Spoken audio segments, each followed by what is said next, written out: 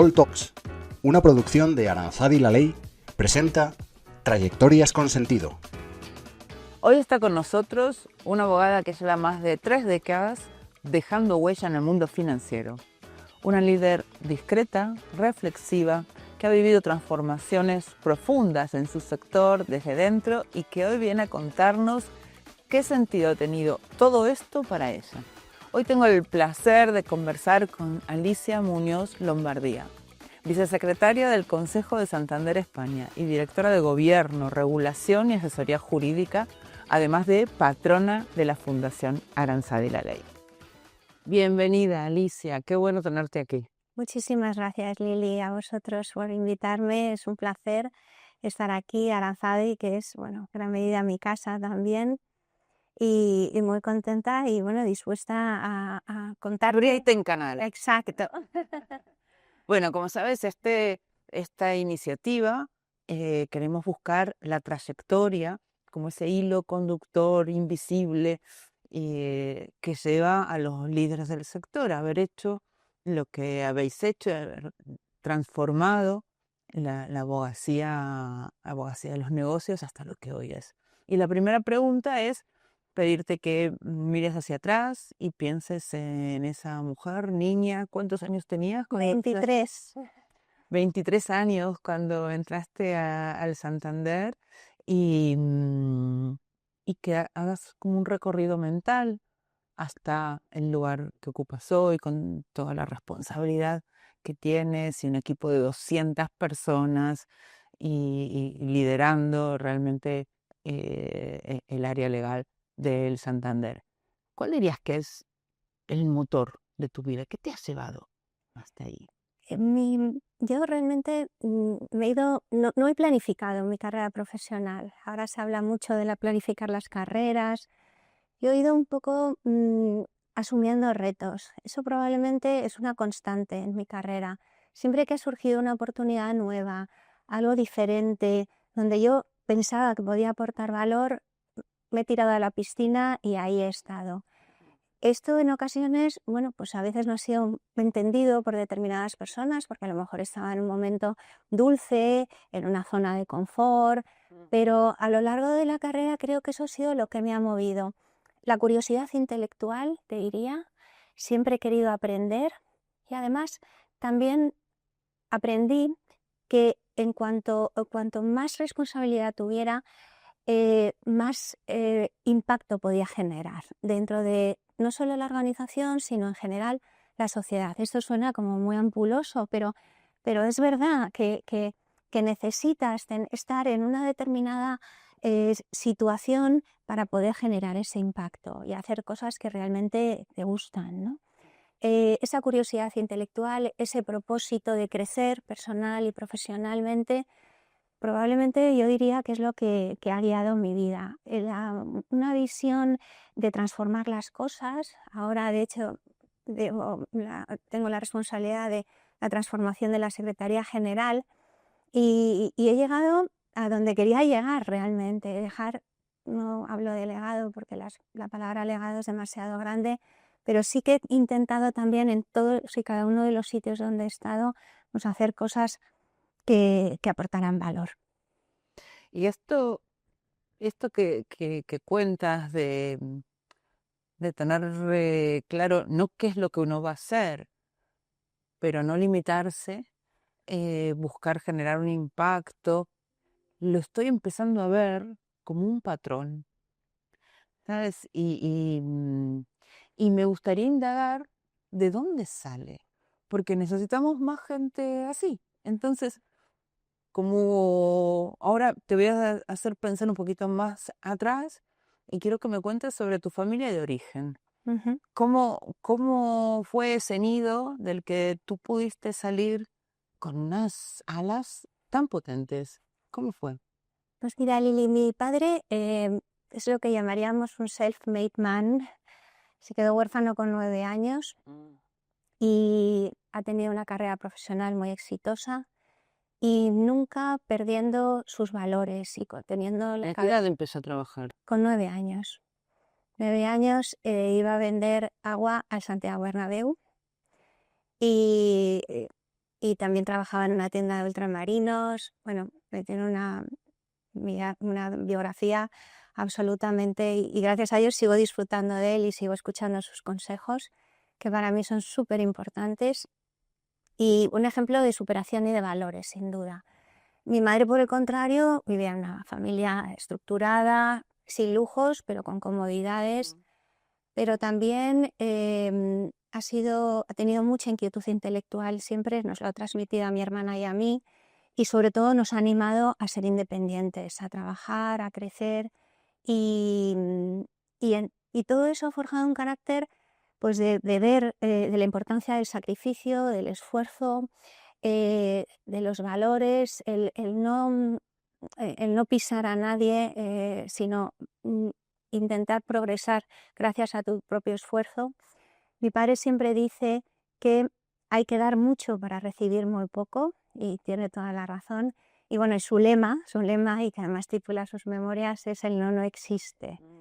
Pues todo eso, sin duda, ha forjado un poco mi manera de ser y de pensar, y sobre todo esa sensación también de que siempre había que estar haciendo algo, ¿no? En mi casa se decía, aquí se estudia o se trabaja, no cabían tonterías. Luego Nada de nini, ¿no? absolutamente. He vivido en una familia, bueno, con unas facilidades magníficas, he podido estudiar lo que he querido, hemos viajado mucho, he podido estudiar en el extranjero, o sea, todos los privilegios del mundo, pero valorándolos mucho. Ujú.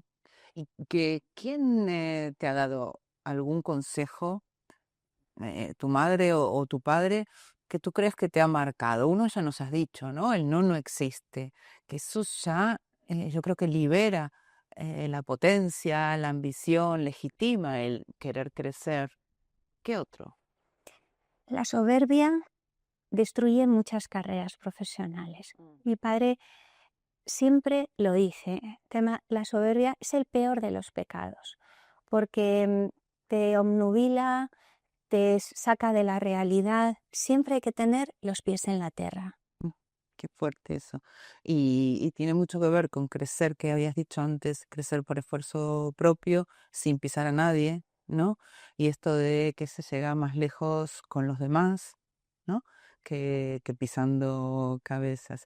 Y en una profesión, en la abogacía, en donde tan difícil para las mujeres, ¿no? Y se habla tanto de la necesidad de tirar, de que las que llegan, que tienen la escalera hacia abajo, ¿no? Para que ayudar a más que suban. ¿Cuál es tu experiencia como mujer en un sector tan masculinizado o masculino desde el nacimiento como el sector legal y el sector financiero? La evolución ha sido tremenda. Yo he vivido estos años, además he sido una espectadora privilegiada, porque claro, al final 32, 33 años dan para mucho, en un momento en el que afortunadamente el acceso de la mujer a posiciones directivas pues ha sido, casi diría yo, exponencial. Probablemente todavía queda mucho por hacer, pero he visto muchísimos progresos. Pero también te diría, Lili, que también para los hombres. Voy a contar una anécdota que a veces me viene a la cabeza. Cuando mis hijos eran pequeños y yo les tenía que llevar al médico, yo dije, tengo que llevar a mis hijos al médico. Yo tenía un compañero que decía, yo no puedo decir eso, Alicia, yo tengo que decir que voy a los toros o al fútbol. Y era estaba mejor visto que Exacto, llevar a los hijos al médico. exacto. Entonces, ahí hemos avanzado todos, que es algo que hay que poner en valor también, que la conciliación, la corresponsabilidad es positivo para todo, para toda la sociedad. Yo he sido la única mujer en muchas reuniones. Afortunadamente no me he encontrado en situaciones complicadas. Bueno, alguna complicada sí que he vivido, tener que levantarme, y no me ha importado. Es decir, esos momentos en los que yo lo he pasado mal probablemente han sido avances muy importantes, en la medida de lo posible, para visibilizar situaciones que eran intolerables. Comentarios inadecuados, palabras que no eran acertadas o que no venían a cuento. si yo no me hubiera levantado en ese momento, probablemente ese tipo de patrones habrían continuado. A riesgo incluso, porque yo recibí alguna llamada de, pero ¿cómo has hecho esto? Tal. Pero siempre cuando tienes tus ideas claras, tus valores, al final la verdad sale a la luz y por lo menos te quedas con la conciencia tranquila.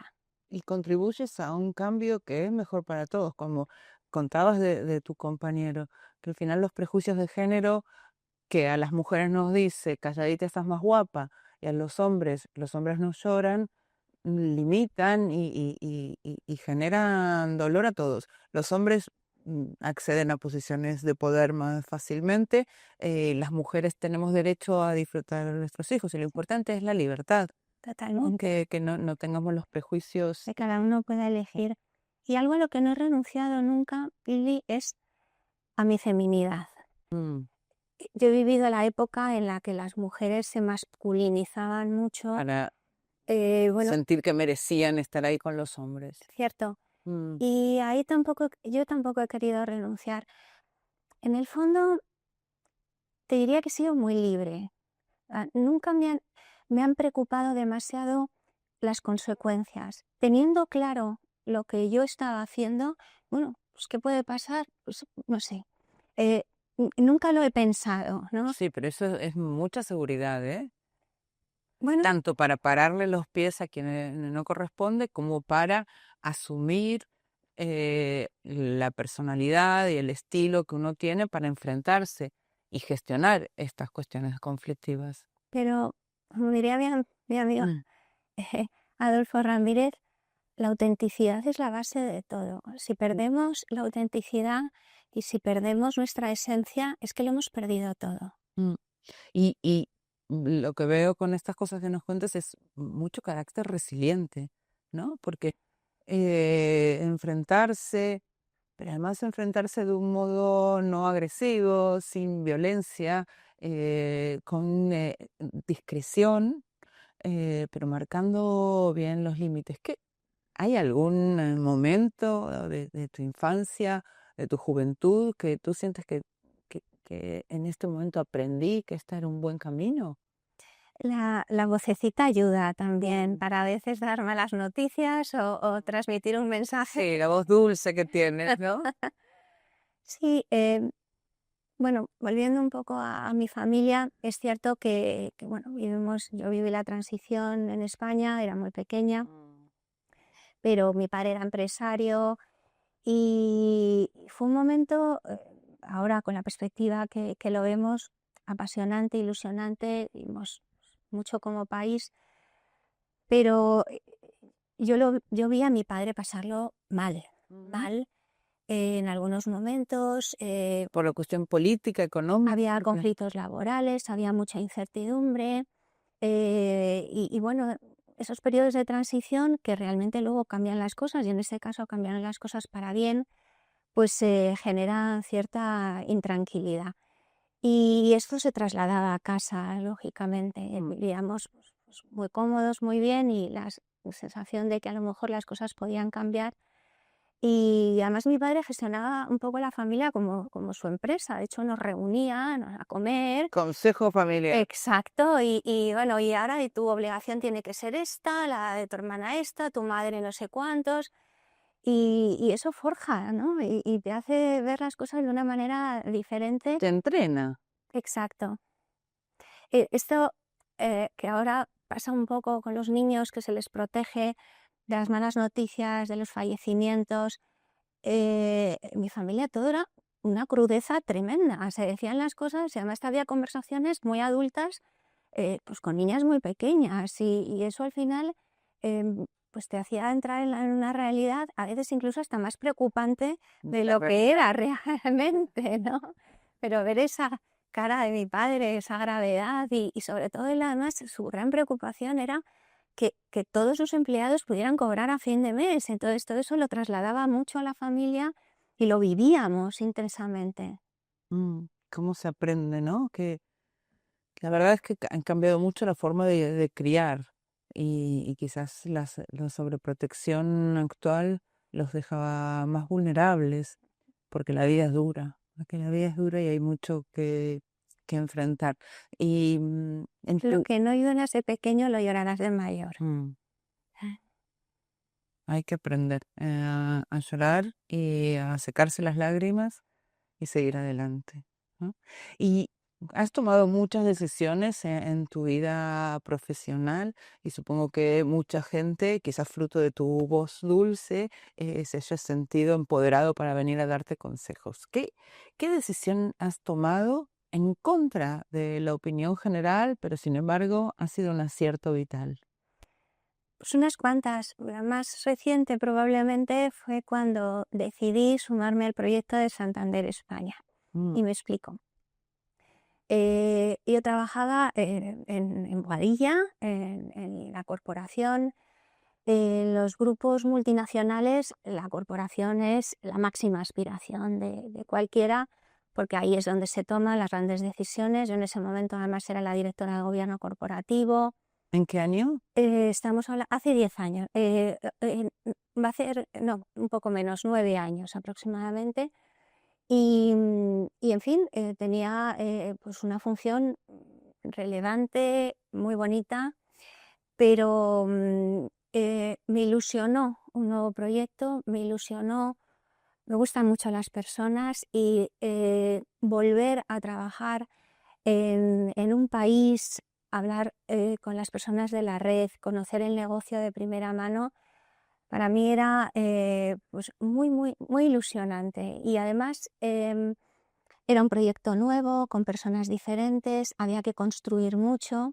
Dicen que a todos nos gusta construir y a algunos y a menos hacer el mantenimiento, pero bueno, mucha gente me dijo, pero estás loca, pero qué decisión tan extraña, si todo el mundo quiere venir a Boadilla y tú, en cambio, quieres sumarte a un proyecto, pues con un grado de incertidumbre total, era algo nuevo y la verdad que estoy muy contenta de haber tomado esa decisión.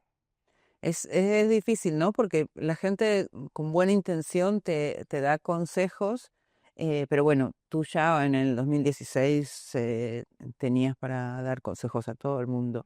Pero ¿hay algún consejo bien intencionado que tú has decidido no seguir y que fue para bien? Mira, hace, yo diría que unos 5 años, 6 años antes de la pandemia, ya nuestra vida se... Antes y después Pues de la antes y pandemia. después de la pandemia. Em, Empecé a participar más en eventos, en charlas, dar clases en la universidad.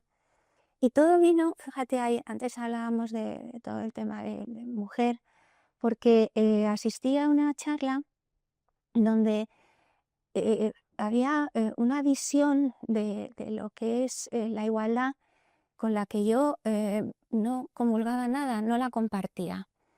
Y empecé a pensar que tenía una responsabilidad, lo que llaman los americanos el giving back, de contar mi experiencia, lo que yo había vivido y mi visión de las cosas. Y ahí empecé a dar charlas y empezaron a llamar de distintos sitios y gente me decía, pero ¿por qué te complicas la vida? Si esto al final, obviamente, y tú lo sabes mejor que nadie, pues son domingos por la tarde trabajando, Preparar. fines de semana, vacaciones. Tienes que hacer además un ejercicio de análisis para pensar, hoy las personas que me van a escuchar, tengo una responsabilidad con ellos, tengo que aportar valor, tengo que transmitir conocimiento de calidad. Y mucha gente me decía, pero es que estás loca, es que con el lío que tienes, ahora meterte en esto, y sinceramente es que me dan mucho más ellos a mí que yo a ellos. O sea, Ujú. me parece una experiencia súper enriquecedora. Además, ya lo hago con una cierta inteligencia, es decir, aquellos asuntos en los que intento profundizar más son las conferencias que suelo aceptar. Es decir, Ujú. no quiero saber de todo, es imposible ser experta en todo, ¿no? No es Tertuliana, creíble, no es no es creíble. Te creíble, desposiciona. pero me especializo en determinadas materias que me apasionan, que me gustan y que además luego me sirven también para mi trabajo. Y bueno, pues se equivocaron los que me dijeron, esta no debes de meterte en ese lío. Es que la visibilidad es tan relevante para el crecimiento profesional. Para los hombres es algo natural, pero a nosotras parece que no nos corresponde. Y no solamente para el crecimiento profesional tuyo como experta, como directiva, que ya no lo necesitas. Para mí lo más importante que tú dijiste, el concepto de feminismo, eso, es salir del victimismo, por lo menos en España, no estamos hablando de Afganistán, y pensar más en un ejemplo, ¿sabes?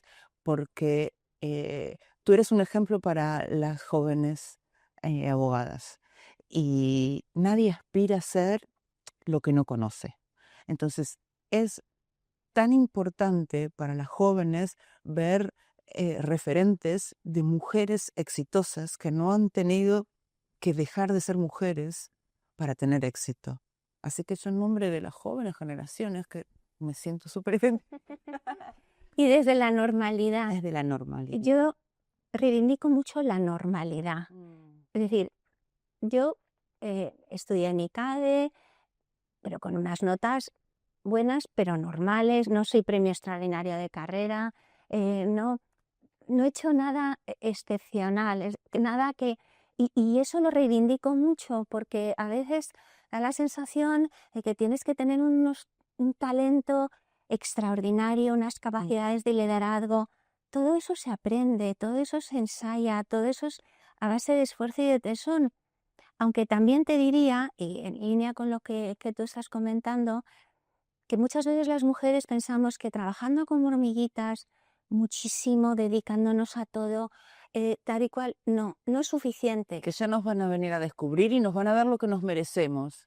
Nadie nos va a venir a buscar. Hay que levantar la mano y decir, yo, ese cargo para mí, esa operación para mí.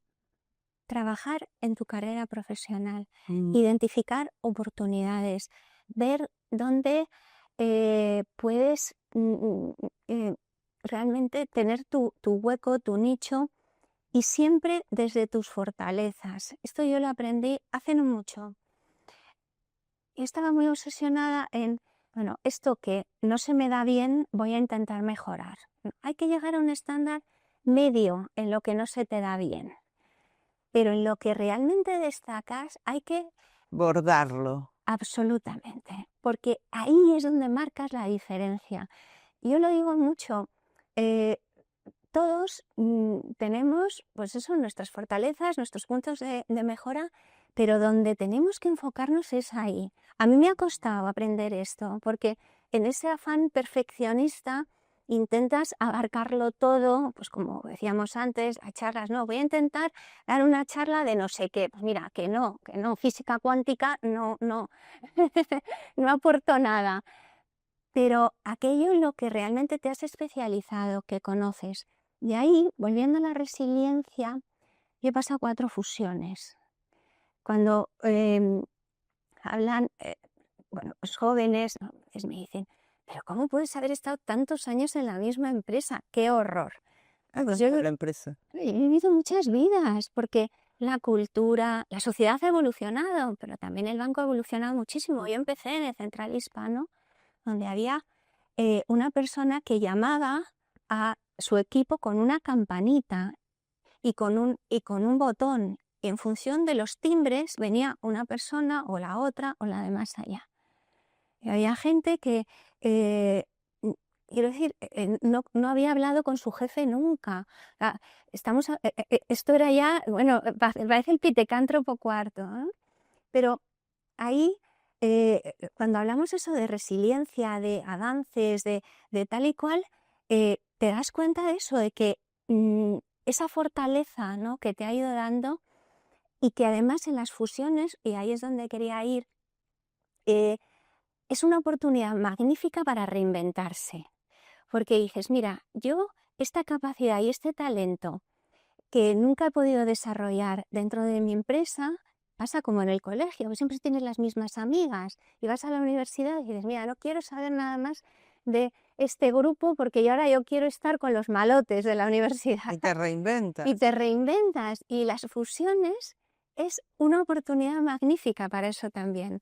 Oye, a mí me encantaría ahora dedicarme al derecho administrativo. Mira, hay un nicho y un hueco que tú puedes aquí ocupar. Es extraordinario. Y esto que cuentas de cómo cambian las culturas, muchas veces en las fusiones se tienen en cuenta las cuestiones de estrategia de negocio, pero la cultura es tan central, ¿no? Y la cultura tiene que ver con el modelo de liderazgo. ¿Tú cómo ha evolucionado tu concepto de liderazgo a través de 4 fusiones, ¿no? Habéis pasado. La situación ha cambiado no solo por las fusiones, sino por la evolución de la sociedad, por la evolución de los modelos de liderazgo. Mira, cuando yo entré en el banco, el director de la asesoría jurídica, el secretario general, lo sabía todo. Era imposible, no sé, aportar mucho más.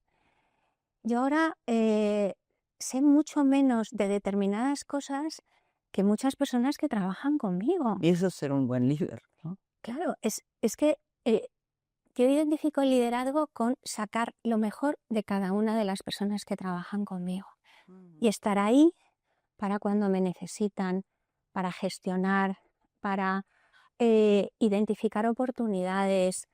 En una organización tan grande como Santander, el llevar muchos años también te da una ventaja que conoces a mucha gente.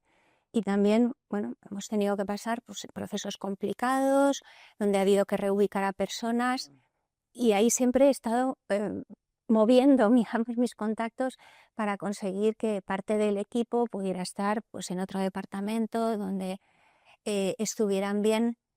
Pero sí, esos liderazgos mucho más cercanos, menos autoritarios, aunque también cuando hemos visto las crisis, por ejemplo el COVID, pues, llevamos unos años complicados, Lili, muy complicados. Ucrania, recientemente la Dana. Es importante también que ahí haya una claridad de ideas. O sea, ahí tenemos que renunciar un poco a ese liderazgo colaborativo, de coordinación, de consensos, porque hay que actuar muy rápido y hay que tener las ideas muy claras. Y por eso hay que adaptar también el liderazgo al momento en el que estás, porque si no tomas decisiones rápidas en un determinado momento, aun a riesgo de confundirte y tienes que empezar a consultar a todo el mundo, pues es imposible, la parálisis por el análisis que decimos siempre. Qué bueno esto que dices, ¿no? De adaptar el modelo a los distintos momentos, ¿no? Que no es lo mismo en situaciones de bonanza o de estabilidad que cuando hay una crisis puntual tan aguda como las que has mencionado. ¿Y esto se aprende o es innato? Pues se aprende con la experiencia, con los golpes, con escuchar. Yo he tenido muchísima suerte porque he tenido unos referentes magníficos. A mí me han ayudado mucho, Lili, en el banco, mucho. Qué bueno saberlo y ponerlo en valor, ¿no? Porque uno Mucho. a veces siente que todo lo bueno le viene porque lo he hecho bien. No, yo, y no voy a decir nombres porque al final siempre se me olvidaría a alguien, pero ellos y ellas lo saben. Yo he tenido muchas personas que me han ayudado, que me han apoyado, que han estado allí, que solo con su ejemplo han servido de inspiración para mí. Y tengo una suerte enorme también porque al ser la vicesecretaria del Consejo y la secretaria del comité de dirección, bueno, escucho muy frecuentemente a personas con una capacidad extraordinaria que han desempeñado puestos y desempeñan puestos muy relevantes, y todo eso para mí es una lección de vida continua. Yo he sido muy privilegiada, lo digo siempre, que he tenido mucha suerte en la vida en general, con mi familia, en mi trabajo. Si me estuviera escuchando mi marido, decía, bueno, sí, lo que has trabajado. Pero, pero bueno, mucha gente ha trabajado también mucho y no ha tenido la suerte que he tenido yo. Y además lo valoro y lo intento recordármelo cuando vienen los malos días, que todos tenemos días complicados, donde las cosas empiezan fatal y acaban peor. Y ahí es donde vuelvo a reflexionar en la suerte enorme que he tenido, ¿no? Y las oportunidades, sobre todo las oportunidades. Es importante las dos cosas, ¿no? La conciencia de los privilegios, porque en general los privilegios son invisibles para quienes los disfrutan, para ponerlo en valor y para no mirar de menos a quienes no lo han logrado, pero también lo que dice tu marido, ¿no? Porque en la misma situación de oportunidad hay gente que se esfuerza y hay gente que dice con esto es suficiente, aquí me quedo. Y ahí me gustaría indagar sobre los rasgos de tu personalidad, porque tú eres una persona que parece que siempre está en su lugar, discreta, correcta, diciendo la palabra justa. ¿Qué rasgo de tu personalidad la gente no conoce? Que soy bastante rebelde. ¿Ah, sí? Cuéntame eso. ¿En qué eres rebelde? Pues me, me rebelo mucho contra, te diría que las injusticias. Esto suena un poco novelesco, pero eh, y además hago todo lo posible por revertir la situación, lo peleo. Fíjate, es un poco paradójico, porque bueno, trabajo en una gran corporación con unas estructuras y todo eso, pero a veces me revelo mm, mm, ante situaciones, pero ya no injustas, Lili, sino em, no me gusta que me manden. O sea, Que te manden y que no estés de acuerdo. exacto, ¿no? Y además, cuando escuchen esta BBB, algunas personas Van a saber a qué te refieres. absolutamente. Porque o sea, no, o sea, además es que es como cuando alguien te impone que le tienes que felicitar en los cumpleaños y no se enfada. Bueno, pues yo no felicito. O sea, ¿Es obligado? No. yo, si es obligado, no. Y en eso mi hija se parece un poco a mí. La educación que tienes que adaptar según los hijos, ¿no? Hay hijos que, bueno, pues que responden mejor a la disciplina, al castigo, tal. Y mi hija, en cambio, es como yo. Mi hija es más bien por el incentivo positivo. ¿No? Si vas Se a... hace por ilusión, no por presión. Absolutamente. Mira. Bueno, la verdad es que me gustaría que todo esto de la rebeldía y el deber ser y valorar el esfuerzo y el no nunca, ¿cómo que dice? El no existe. Dice, el no no existe, que dice tu padre. ¿Qué conversaciones nos hacen falta en el sector legal? Porque eh, eh, eh, estas entrevistas las hacemos tanto para líderes de despachos como líderes de departamentos legales de empresas. Y tú, como clienta que cualquier despacho anhela, debes ver cosas que te gustaría que fueran distintas. Saca toda tu rebeldía ahora. La diversidad. Y me Mm. explico. Tenemos que abrirnos al mundo. Somos demasiado corporativistas. Y la complejidad ahora mismo del entorno, lo estamos viviendo, requiere miradas diferentes. Entonces tenemos que salir de nuestra jerga jurídica, técnica, y por supuesto tenemos que seguir desplegando pues, la contestación a una demanda en sede judicial, pero tenemos que ser más abiertos. Menos arrogante, ¿no? Sí, sí, menos elitistas. Mm. Y además porque nuestra profesión está perdiendo interés entre los jóvenes y tenemos que atraer talento. porque si no, cuando se empiece a jubilar, baby boomers, ¿no?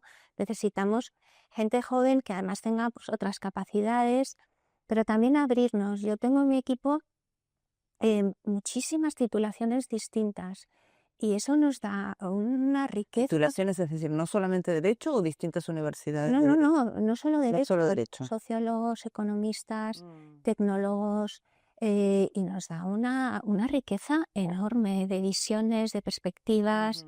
Aprendemos todos mucho los unos de los otros y es un acierto, un acierto.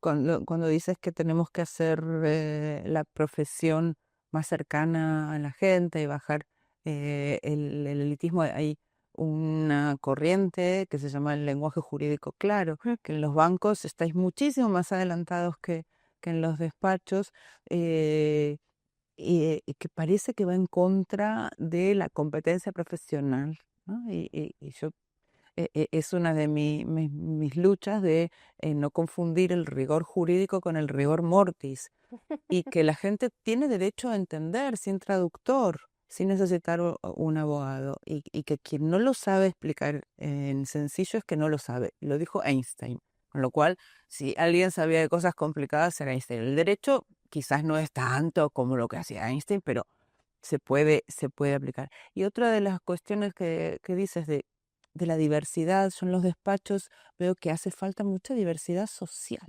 porque si se busca siempre los mismos caladeros Así es. de universidades o másters carísimos, nos falta diversidad de gente que tiene que luchar más. Yo a veces en los másters de acceso viene gente que me dice, no me da la nota para entrar al despacho, pero es que yo he tenido que conciliar, no solamente he estudiado, es que tengo que trabajar, o uno que me dijo una vez, mi madre estuvo enferma y estuve mucho tiempo.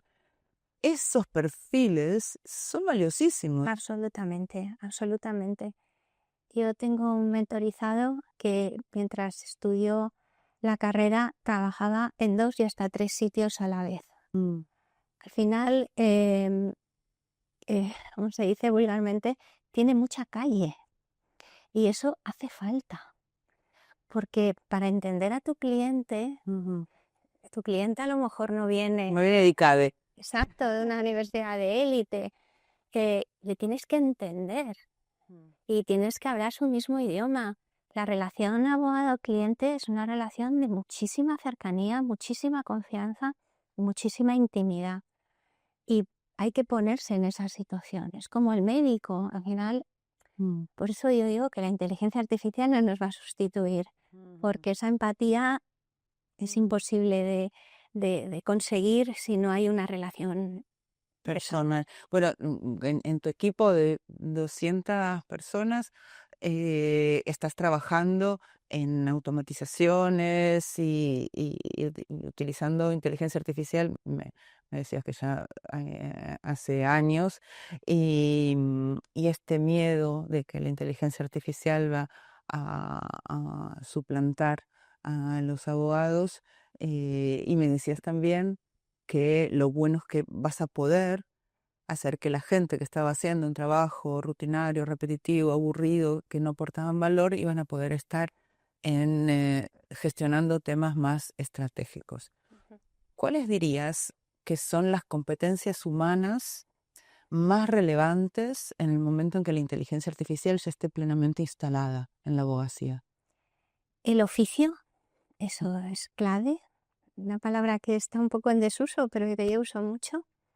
La experiencia. La ¿no? experiencia, sí. El haber vivido distintas situaciones y haber gestionado pues, distintos escenarios, capacidad analítica, contexto, ¿no? Contextualizar y relacionar unos conceptos con otros, la visión a medio-largo plazo, que eso también es relevante para el mundo de la sostenibilidad, y la empatía, sin duda. Y bueno, nosotros los abogados llevamos muchos años trabajando en todas esas competencias blandas que llamamos.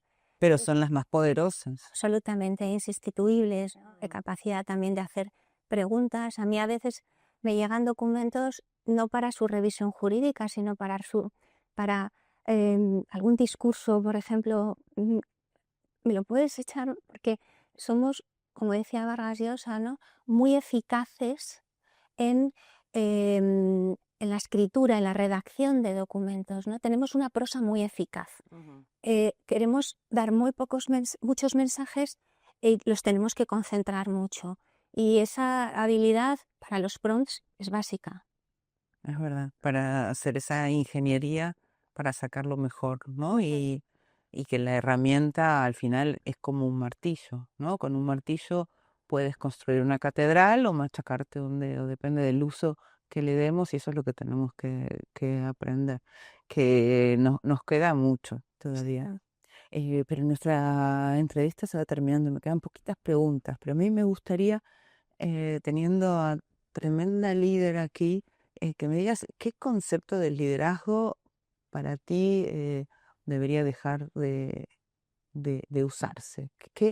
¿Qué idea repetida no tiene sentido sobre el liderazgo? Hemos a lo mejor adelantado un poco antes el que solo hay que trabajar, solo hay que esforzarse. No, hay que hacer muchas más cosas. Hay que tejer redes, hay que em, desarrollar capacidades directivas.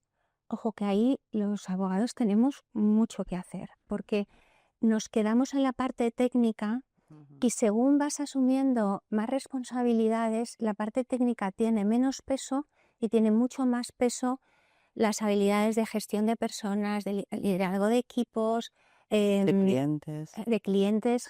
gestión en general, management. Y aunque cuando viene un problemón, a quien te miran es a ti, con lo cual tienes que Asegurarte de que no hay baches. Exacto.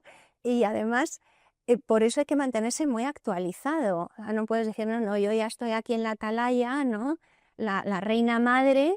No, hay que estar al día de todo, porque cuando viene un tema importante y gordo, a quien te miran es a ti y tú eres la que tienes que resolver lo que te llame pues, consejero delegado, los directivos de la compañía, el cliente del despacho.